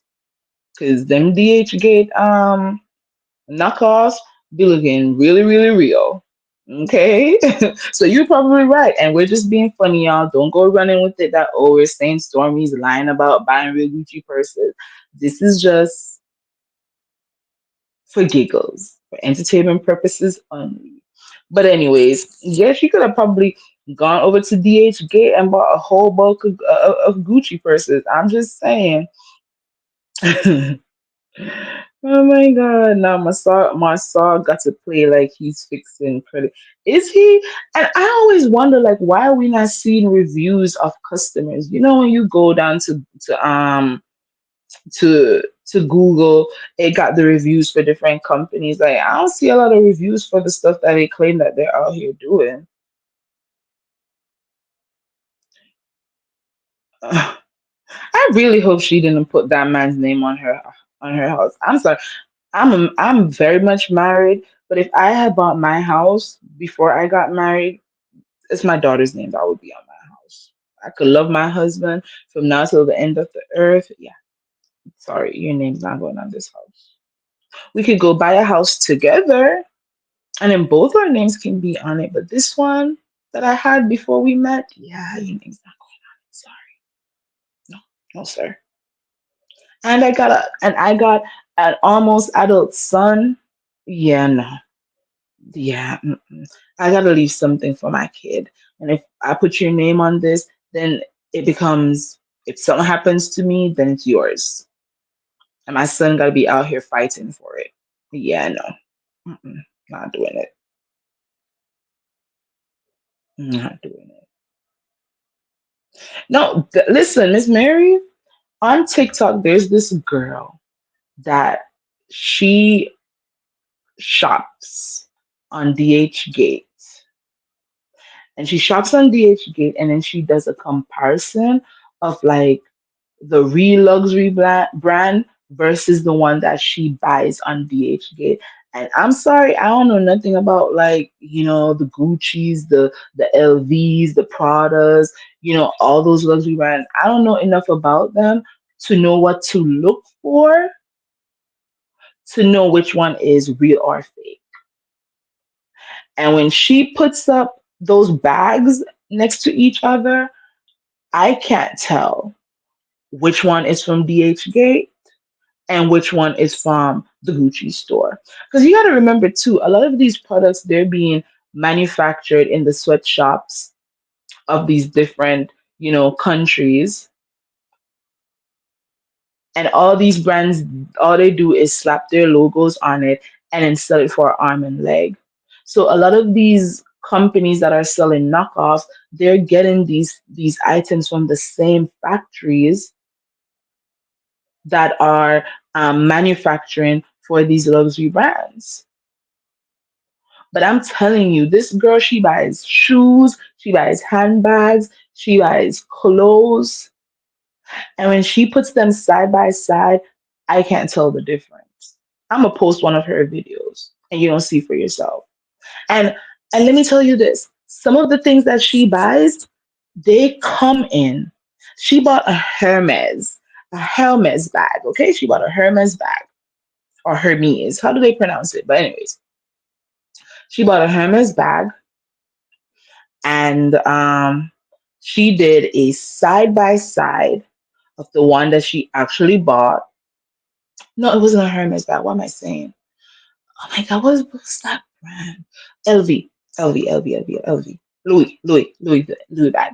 Okay, so she bought a Louis purse. It was, was it a bucket? Like those bucket purses? I don't know what you call, how you describe the purse. But anyways, she bought an LV bag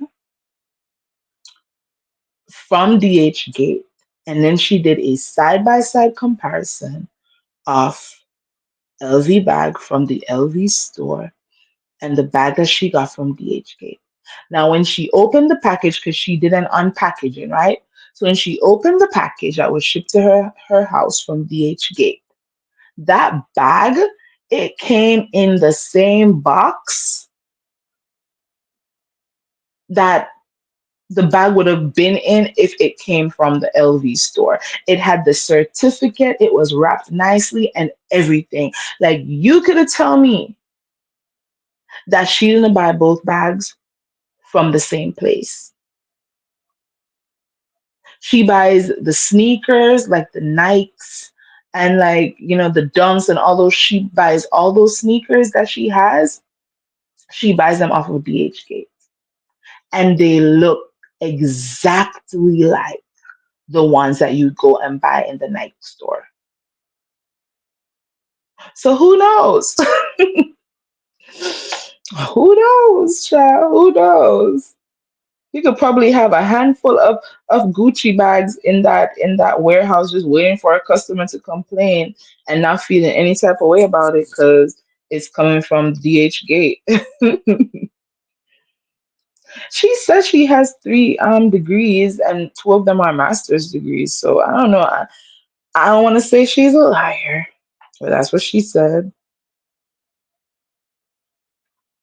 Mm-mm. Fast track for the show, not show what she did in college look like nothing because she worked at the. Did we even see her talk? Like, when when you're doing a master's degree, you talk about like your dissertation that you have to write and stuff like that. Like, do we even hear Tisha talking about any of that? Because I don't remember. I don't remember any scenes of her saying, "Oh my God, I have this paper due, and Marsau wants me to take care of the trip." Like, I don't remember any of that from that season where she went back to school. If y'all remember her talking about like her college classes and, you know, submitting her dissertation for her master's, if y'all remember any of that conversation, let me know. I live in California and goes to the Gucci store, and I know the fake from the real. And my sister's a retired cop and showed us how to look for the fake one. I can tell what's fake and what's real. Well, Miss Mary, you got to put me in your real versus fake class because I'm not gonna sit on this here internet and say that I there's some, of course there are some that you can actually like say, yeah, that's not a real Gucci bag, that's not a real LV bag. But them ones over there at DHgate, and y'all can go over to DHgate right now and look for yourself. Those ones that girl posts from DHgate, they look hella real to me from my phone screen. Some of those places use scrap. Yeah, yes, Tati, you're right. Some of those places use scrap materials too, and those Asians be piecing the stuff together. Yeah, absolutely. And that's why some of these knockoffs look so real because they're using the actual material, the actual scrap materials that they use to make the bags that they ship off to the Louis and the Gucci's and the Pradas. They're using the scrap to make the knockoffs. And so that's why they're looking really real. Not Mel was Dusty's breadwinner. I can't with y'all. Give me your phone too, Bax, and please don't tell me that you're like Miss Mary with a backup phone. They showed us how to look for the fake because they have a certain print and their name bar is actual gold. Oh, is it? Interesting. I like learning things like that. I didn't have to write a dissertation for my master's, just a capstone project dissertation. I usually pay for it. Well, I think maybe it's in the US because my friend I have a friend of mine, and in 2013 he did a master's degree in logistics and supply chain management, and he did it with a university in the UK, and he had to write a dissertation for his master's degree. And I know this because I helped with the research. I helped with the research for that dissertation. I knew nothing about supply chain management or logistics, but I helped with a lot of the research and a lot of the writing for that paper. So maybe it's a US thing. Maybe it's a US thing where y'all don't have a dissertation, but for his master's degree, he actually did. But that's interesting. That's interesting though that you didn't do a dissertation, you did a capstone project. Nope, all we saw them have a party at the park and the cake melted because it was so hot. Like that's what I remember too. Like all of a sudden they came back and they were like, "Oh, we're gonna celebrate Tisha graduated." Like that's what I remember too. I don't remember not one conversation. All right, so guys, one of these days, Miss Mary is gonna be in the chat and she's gonna break down how to spot a fake because I really want to know how to spot a fake. Have y'all ever watched Elle Magazine's Real or Fake on their YouTube channel where they have all these celebrities and they put like similar bags or products or whatever in front of them and they're supposed to like say which one is real or fake. And one of the only ones that I watched that was very entertaining was Kenya Moore, and Kenya got all of them right. She was like, "Yeah, this is fake. Yeah, that one's fake. That's fake. Ooh, that's real. That's real." I was entertained, thoroughly entertained. And as I was looking, I was like, "Okay, no, that one's the fake one." And it turned out that it was actually, the real one. So, guys, I gotta go find out what's happening with this Savannah James and Stormy Steele thing. I really want to know. I really wants to know because that's interesting. What kind of deal do they have going on? But I'm at the end of the chat. I am so happy that y'all joined me for this live.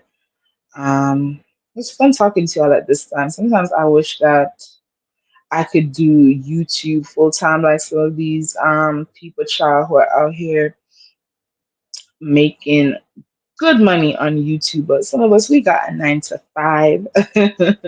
So I'm glad that today I wasn't at work so that I could do this live. Thank y'all for tuning in. Marsau is out here running. Oh, and one more thing that I wanted to talk about real quick, right? That could because it was in the title and then I forgot all about it. Um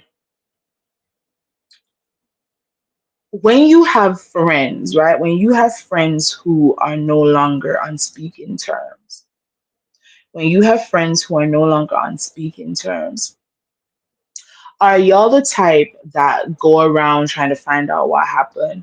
Because I was saying this morning in another chat that I know people like at my job that I'm absolutely cool with, and they have been like BFFs for like years. And then all of a sudden, I realized they're not eating lunch together, they're not leaving together, they're not coming to work together. And I just don't go asking them, like, hey, what happened? I don't see you and so hanging out anymore because I just don't want to get involved. Like, I feel like there is a way that you can have mutual friends who are not getting along with each other and just not be involved. Like, I don't want to hear your side. I don't want to hear your side. I just want to stay on the fence, minding my business. If I'm having an event, I'm going to tell y'all who all going to be there. And if you don't want to show up, that's fine. You don't got to tell me why. Just say, hey, girl, I don't think I'm going to be able to make it. Sorry. And that's fine, but I don't want to be put in the middle of stuff. And I think that's one of the things that's missing from Love and Marriage Huntsville, where people just can't say when it comes to these relationships with these women, like, let me mind my business. Like, I don't have to know what happened or why y'all not talking. Y'all can go figure that out on your own. When I'm around you, you don't have to talk about homegirl. And when she's around me, she doesn't have to talk about you. But all these women, what they do is they sit down and they're like, "Oh my God, when last of you talked?" They know good and god darn well that these people aren't on speaking terms. And what do? They're like, "Oh my God, when was the last time you talked to Melody? When was the last time you talked to Destiny?" Like, it's been 2 years. They haven't been friends. Stay out of it. Don't stir the pot because in real life, I don't feel like majority of us were stirring the pot when it comes to situations like that. Last the last school year, I had two good work friends, right? I had two good work friends who were friends with each other before I even started working at that job. And they were so cool, y'all, where they would hang out after work and I wouldn't even be invited. That was how cool they were as friends. And then one day I started to realize that I wasn't seeing the other girl like, pop up in my other coworkers. Well, we were co-leads. We were co-lead teachers in the classroom. And and I realized that I didn't see the other teacher that I was cool with, I didn't see her come to our classroom anymore. And did I fix my mouth to ask my co-teacher, hey, you and so not talking anymore? I don't need to ask because I'm already observing what's going on. If you used to see somebody hang out every day, talk every day, they used to come and chill in your classroom. They used to, drop off lunch for each other. They used to come to the door and they're like, hey, girl, I'm going to Chick-fil-A. You want anything? And then all of a sudden, you don't see that happening anymore for weeks and weeks and weeks and weeks. People are walking by each other in the hallway, not saying anything. If your brain doesn't tell you that something's going on, then you are just dumb. You to go and ask what happened is just you being messy. It's not because you genuinely want to know. And you know what I do? I don't go to the other person talking about the next person. I've already observed that there's a rift, there's some beef happening. I already observed that y'all not talking to each other. So when I would go to that other teacher's class to, to key and, talk about the day or whatever, you know whose name I don't bring up? My co-teacher. Because that would just be messy. And when I'm in my room with my co-teacher, you know whose name I don't bring up? The chick that I see she's not messing with right now. I don't need to know what's going on. Because to know what's going on means that I'm going to be in some mess. Means that some he said, she said ish is going to happen one day and then my name is going to be brought up. And I don't like drama. So, okay, y'all are not cool. I see it. I've observed it. And I'm going to stay out of the mess. Because that's what grown people are supposed to do. D. Herford said she's gonna ask. The only way I would ask D is if like something big pops off. Like if I'm in the hallway or if I'm in the parking lot and I hear people arguing, then I'll be like, okay, what's going on? Because yeah, I've noticed that y'all aren't talking to each other anymore as much as y'all used to. But this y'all screaming and wanting to fight or whatever is unacceptable. What's going on? And if I'm not, and if you're asking, it should actually be because you're trying to bring these friends back together, not because you just want gossip, to run around the office with. You know what I mean? So yeah, I think it's okay to be nosy, but if it's nosy to be messy, then yeah, we're not gonna do that. Oh, Mary says there's no information on Savannah James partnering with Stormy. Um, I believe she's Mary. Another phone taken from you. Another phone taken from you. But D Herford says she's gonna ask child. She wants to know. She wants the tea. Like, hey girl, why y'all not going to Chick-fil-A together anymore for lunch? I used to see y'all go to Chick-fil-A every day. Ooh, why y'all not driving home together in the evenings? Y'all used to leave here at the same time every day. Y'all be kiki through the hallway. What happened, girl? That would be D. That would be D through the hallways asking what happened. Or D, can you answer this for me before I end the live? Would you ask if you were super close with both, or if it's like me, because the people who I'm talking about, it was more so that we were just like work friends, acquaintances. It wasn't the relationships, the friendships weren't that deep where I felt a need to make sure that I knew what was going on so that if I was having an event or something, I wouldn't have been inviting both of them, or I would have needed to give them the heads up. The relationship wasn't that deep. So because it was like, a kind of like a surface level kind of thing, I just try to stay out of whatever mess these former BFFs have going on. But maybe if I was like, it was all three of us always going out for lunch, always, hanging out after work and stuff, maybe I'd have been like, okay, tell me what happened so that we can all fix it, so that we can all get back to a place where we're all hanging out. But if it's just like, just a work kiki kind of vibe, yeah, like I was not gonna get involved, child. I was like, y'all not cool with each other. I'm about to leave it alone. But also understand too, like if somebody said something to me, like because one of my coworkers, she last year she asked me some advice about somebody else she was building a friendship with at the school. So she asked me some advice. So she was building a friendship with this person. She was building a friendship with, a new teacher in the school, and she's building a friendship with two people who don't see eye to eye. And one of the teachers, she would talk badly about the next person. She was making this other teacher that came to ask me for advice, she was making her feel uncomfortable.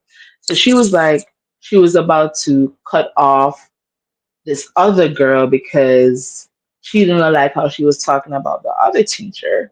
So I said to her, have you said that to her? Have you said, listen, when you're around me, I know that y'all have some beef or whatever, but when you're around me, like I don't want you to speak about her negatively, and I want you to respect that boundary because if not, then I can't move forward with a friendship with you. I asked her if she said that. Now this is a young girl, whatever. So, certain aspects of life she don't know yet. So I said that's how I would handle it because at the end of the day, you're just starting to build a friendship with both people, and if the things that she said already hasn't crossed a certain line where you can't like shake it off and move forward, then I feel like you owe it to yourself and her to not just ghost her in the friendship, but to just say, hey, I don't want you to talk badly about this other person around because I actually like this other person. I'm building a friendship with this other person and I don't want to be a part of mess. And I said, say that to her. And depending on how she takes it, that will determine if you can continue in a friendship with And she said, okay. And the next day she came back and she said, yeah, I texted her and I told her, basically what I told her to say. And she said that, the teacher's like, she understands and she won't, bring her up in conversation. And I was like, there you go. And now the other teacher, she quit. So she quit. She left. She's at another school now. Well, she had to move away, so she's not at another school. And so she still, the girl I gave advice to, she still now has a genuine friendship with this girl who she would have dropped because she didn't make her boundaries clear. You see? So I felt like I did the right thing there. if all three of us are if all three of us are cool and one person is missing, I would just want to know what's going on. If they didn't want to discuss, I would leave it alone. Yeah, I agree with that. I agree with that. If y'all were all cool hanging out together, then yeah, it's absolutely necessary to know what's going on. But if we're not hanging out, kicking it after work, going to each other's kids' birthday parties and events and stuff like that, then if y'all were BFFs and y'all have a falling out, like I'm just gonna stay out of it. I'm just gonna stay out of it. So I agree with that. If we all were cool, then y'all need to tell me what's going on so I know how to navigate. being in the middle. But if it wasn't a friendship like that, then yeah, it's whatever. Y'all not cool, fine. All right, y'all. So thank y'all for listening. And until my next video, or if I see y'all in these YouTube streets, walk good. Bye.